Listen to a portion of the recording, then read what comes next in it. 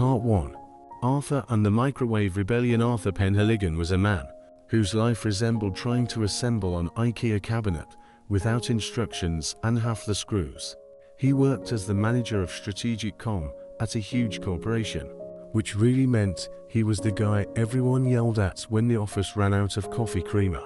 Arthur's morning began with his Apple smartwatch deciding he was in a deep coma and calling emergency services. "Sir, are you alive?" the operator asked as Arthur struggled to extricate himself from his duvet cover. "I'm trying," Arthur replied, falling face first into his slipper. "But my duvet cover is clearly against my survival." Waiting for him in the kitchen was Barnaby, a golden retriever who was smarter than Arthur but carefully hid it to avoid paying taxes. Barnaby sat in front of an empty bowl, looking at Arthur as if he'd just lost all their savings at the casino. Arthur decided to have oatmeal for breakfast. He placed the bowl in the microwave, which had a touchscreen and a higher ego than Kanye West. Object detected. Porridge. Recommended time: 2 minutes. "Would you like to post this on Instagram?" The display flashed. "Just keep it warm." "Metal," Arthur muttered. A minute later, the microwave emitted the sound of a Boeing taking off, and the oatmeal annihilated, turning into a sticky grey substance that clung to the ceiling of the chamber. "Thank you, Sirius." That was the name of the microwave. Arthur sighed. The Holy Spirit diet has officially begun. Part 2. Olivia and the cactus incident. That same day, on the other side of London, Olivia was trying to fit a giant cactus named Henry into her tiny Mini Cooper. Olivia was a landscaper for people whose plastic flowers were dying. "Henry, behave yourself," she coaxed the cactus. Henry responded by snagging a thorn on her favorite cashmere sweater. At that moment, Arthur, late for a meeting with investors, walked by and tried to tie his tie. Naturally, Arthur tripped on the curb. Naturally, he flew forward. And, of course, he landed right in Olivia's arms, who was holding Henry at the time. "Ouch," Arthur cried. "My sweater," Olivia screamed. "My butt," Henry commented in Arthur's imagination. 5 minutes later, they were sitting on the curb. Arthur looked like a pincushion, and Olivia was trying to pull a thorn out of his cheek with eyebrow tweezers. "Is this how you always meet girls?" she asked, stifling a laugh. "Running into a cactus. That's my style," Arthur replied calmly. "I call it aggressive botanical intimacy." Part 3. A Shawshank Redemption style date. Despite the cactus-like start, they decided to go on a date. Arthur chose the restaurant Silence, where, according to the owner, everyone was supposed to eat in complete darkness to experience the taste of the soul. "Arthur, are you here?" Olivia whispered, groping along the table. "I'm here, but I just ate someone's flower out of a vase, thinking it was a salad." Arthur's voice came from the darkness. "That was my dessert." The waiter's voice came from behind them. When the lights came on, because the fire alarm had gone off, Arthur was trying to illuminate the menu with a lighter. It turned out Arthur was wearing only a napkin instead of a tie, and Olivia had accidentally swapped glasses with a man at the next table, who was now demanding his Kraft Cafe back. They ran out of the restaurant, laughing so hard that passers-by turned around.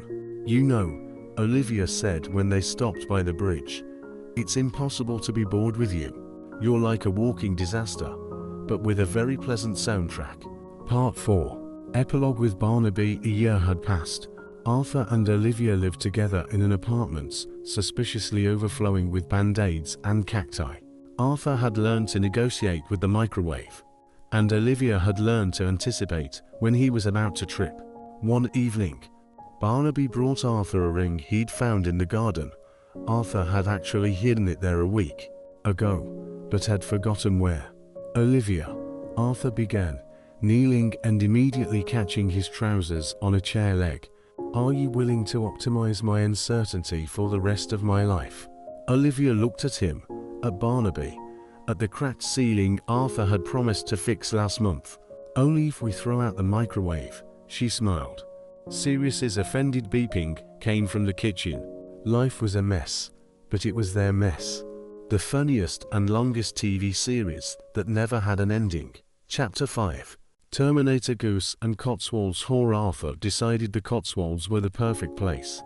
Moss-covered stone cottages, sheep on the hills, and a complete lack of Wi-Fi. Digital detox, he proudly announced to Olivia, packing a paper map he couldn't read into his suitcase. They rented a cottage called Cozy Nest. It was actually a 14th century stone hut, with ceilings designed for hobbits and a fireplace that smoked inside, like an old steam locomotive. "Look at that cute little bird on the doorstep," Olivia exclaimed in the morning. Standing on the porch was Goliath. It was a goose, but no ordinary goose, rather the feathered embodiment of pure fury. It had the look of a serial killer, and a wingspan big enough to take down a small drone. "Hello, goose." Arthur reached out to pet the bird. A second later, Arthur was running across the field with the speed of an Olympic sprinter, and Goliath was flying after him, emitting sounds reminiscent of an air raid siren. "Olivia, he's trying to bite off my strategic reserve of com," Arthur yelled, leaping over the fence. "Maintain your dignity, Arthur," she shouted after him, filming it on her phone, which, of course, accidentally turned out to be charged. Chapter 6. The Great Bathroom Flood. After the battle with the goose, Arthur decided to take a bath. The bathtub in the cottage was antique cast iron, on lion's paws. "I'll just turn this faucet," he said to himself. What could go wrong in a 600-year-old house? The faucet didn't just turn, it decided to eject. A jet of icy water hit the ceiling, ricocheted off a beam, and doused Arthur from head to toe. "Olivia, we're drowning." "Bring, I don't know, an ark." While Olivia tried to turn off the water in the basement, which was filled with spiders the size of Barnaby, Arthur used his new shorts as a makeshift stopper. When the water was stopped, they were sitting on the floor in a puddle, surrounded by floating slippers. "You know," Olivia wrung out the hem of her t-shirt, "this is the wettest honeymoon ever. At least we're saved on the water park." Arthur tried to smile, but a wet washcloth hung over his head. Chapter 7. The Drunken Unicorn Pub. And the truth, that evening, they reached the local pub.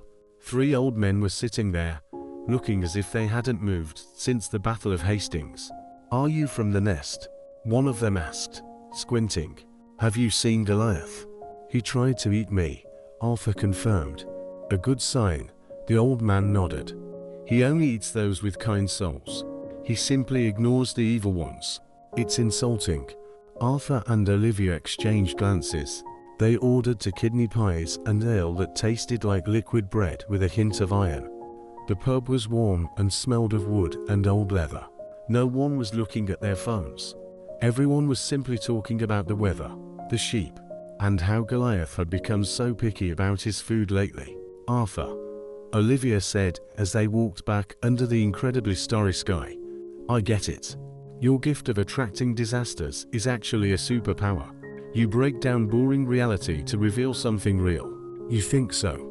Arthur looked at the sky and nearly crashed into the letterbox. "Or am I just an idiot?" "One doesn't preclude the other," she said, taking his hand.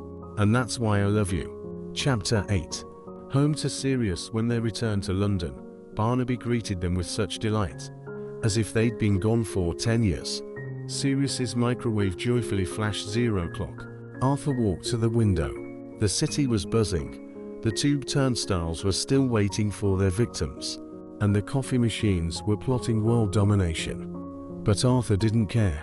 He knew that, as long as he had Olivia, Barnaby, and his endless talent for getting into ridiculous situations, his life would be the best adventure £0 could buy. He pulled the Goliath feather he'd picked up in the field from his pocket and placed it on the shelf, next to the wedding photo. "Well, Barnaby," he said to the dog, "let's go check if the vacuum cleaner wants to declare war on us." Chapter 9. The Amazon, a machete, and a very sad jaguar. It all started when Olivia saw an ad. "Save rare tree frogs and find peace of mind." Arthur, who by that point had already defeated a microwave twice and a goose once, decided the Amazon jungle was just a large, Humid Park. Olivia. I have a machete, he declared proudly, trying to pull it out of its case and nearly chopping off Barnaby's tail, which had wisely been left with a neighbor. I feel the call of the ancestors within me. 2 days later, they stood in the middle of the rainforest. The air was so thick you could spread it on bread. Arthur. Olivia whispered, why are those monkeys looking at us? And why are they passing popcorn round? They're waiting for the show, Arthur replied gloomily. And the show began. Arthur decided to cut a path to the volunteer camp. With his first swing of the machete, he hit a nest of wild electric bees. That's what he called them, because after their stings, he began glowing with enthusiasm and running in circles. Chapter 10. Quantum leap through Liana. By evening, they were completely lost. The map Arthur bought at the airport turned out to be a ventilation diagram for a shopping center in Leeds. Olivia, look, a liana, Arthur exclaimed. In the movies, they jump on them and fly across ravines. That'll save us 3 hours. Arthur, don't you dare. She began. But Arthur was already flying. Unfortunately, physics in the jungle worked differently than in Hollywood. The liana turned out not to be a liana, but the tail of a very sleepy and very surprised jaguar, resting on a branch.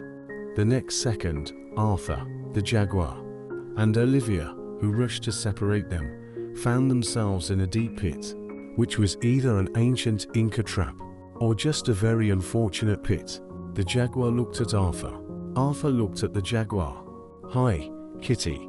Arthur pulled out the same bag of chips he'd carried with him since Iceland. Want some sea salt and existential crisis flavor?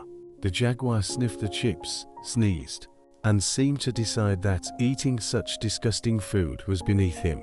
He simply offered Arthur his back so he could climb out of the pit, then lazily disappeared into the undergrowth. You just bribed an apex predator with chips, Olivia stated, brushing off the dirt. I'll put that on your resume. Chapter 11. The golden idol and common sense. Deep in the pit, Arthur felt something hard. It was a golden frog figurine with emerald eyes. Olivia, we found treasure. We're rich. We'll buy ourselves an island without geese or microwaves. But as soon as he lifted the figurine, no, not poisoned arrows, but old floppy disks and audio cassettes began flying out of the pit walls. What the hell? Arthur covered his head with his hands. It's the Temple of Forgotten Technologies, Olivia guessed. Remember how they told us there used to be a secret lab here in the 80s? It turned out the Golden Frog was simply a 512 megabyte flash drive containing the source code for the world's first spam filter. Arthur, without knowing it, had found the holy grail of all its professionals on the planet, ending reluctant heroes when a rescue helicopter found them, called by the signal from that very same Apple smartwatch that Arthur had forgotten to turn off. They looked like characters from an uncensored film. In London, they were greeted as heroes. Arthur was invited to a TED conference to talk about surviving the jungle with chips and charisma. You know, Arthur, Olivia said when they were finally sitting on their couch, Barnaby licking his rescued knees. No more adventures. Please. Let's just live a boring life. At that moment, there was a knock on the door. The postman stood there with a package. Mr. Penhaligon, you have a package from Iceland. From a certain Mr. T. It smells of sauce and ancient stones. Arthur and Olivia exchanged glances. Don't open it, Olivia whispered. But there's something ticking in there, Arthur said, already reaching for the box. Arthur's life was like the endless credits at the end of a movie, always followed by the most interesting scene. And he was ready for it.